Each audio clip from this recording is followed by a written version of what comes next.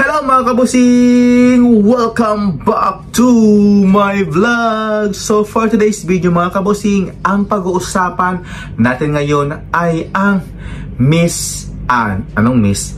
Man of the World 2025 na kung saan natapos na nga ang coronation night kagabi sa SM North Elsa Skydome mga kabosing, na kung saan may winners na nga tayo. Yan ay ang pambato ng Spain na grabe, siya talaga ang nagpapakita ng man of the world when it comes sa kanyang tindig, sa kanyang personality, sa pagsagot niya mga kabosing sa question and answer. So deserve naman talaga ito ni Mr. Spain ang may uuwi ang corona bilang isang Man of the World 2025. At syempre, ang nag-first runner-up nga dyan, si Mexico, na sobrang gwapo din to mga kabosing. At syempre, yung build ng katawan niya, sobrang ganda talaga. Napaka-angelic face yung face niya mga kabosing. At syempre, yung nag-second runner-up nga mga kabusing ay from Thailand. So ito talaga yung pinaka-favorite kong manalo.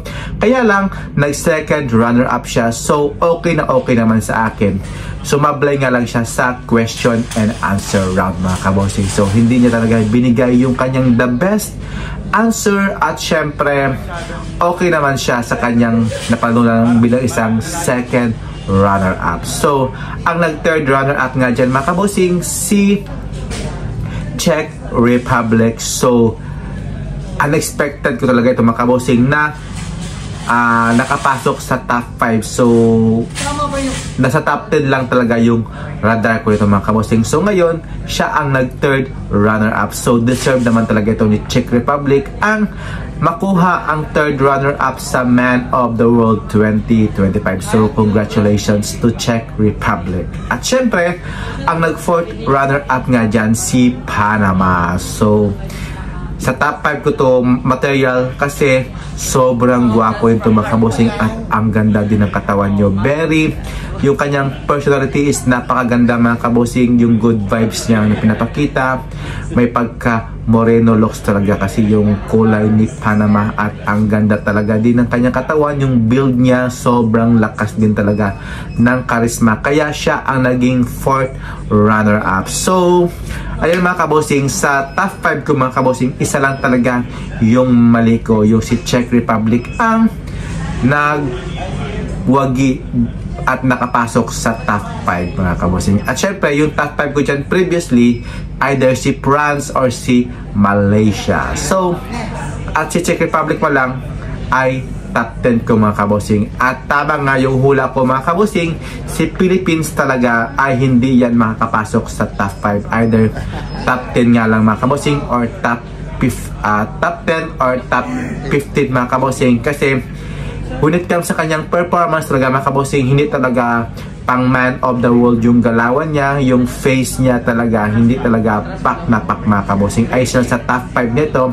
yun talaga ang nagbigay ng magandang laban. So si Philippines, hindi ko talaga siya nakitaan na winning glow or makapasok sa top 5 hanggang top 10 lang talaga, or hindi nga to host country mga kabosing, hindi talaga siya makakapasok sa top 10 hanggang top 15 lang talaga siya. So kahit ganun naman talaga yung kani Philippines, kasi sobra kasing boring ng kanyang face, yung kanyang performance sobrang dry talaga mga kabosing, at hindi mo talaga siya makitaan ng Man of the World. So kahit ganun mag top 10, so congratulations kay Mr. Philippines, at least naka top 10 ka. So malaking bagay na yan nga sa ating bansa, sa Pilipinas. So sa lahat po ng winners dyan, congratulations. So I'm rooting talaga kay Thailand and Mexico, at pang third ko lang talaga si Spain. So nagkarambol-rambol na nga mga kabosing kung sino yung winners. At least lahat ng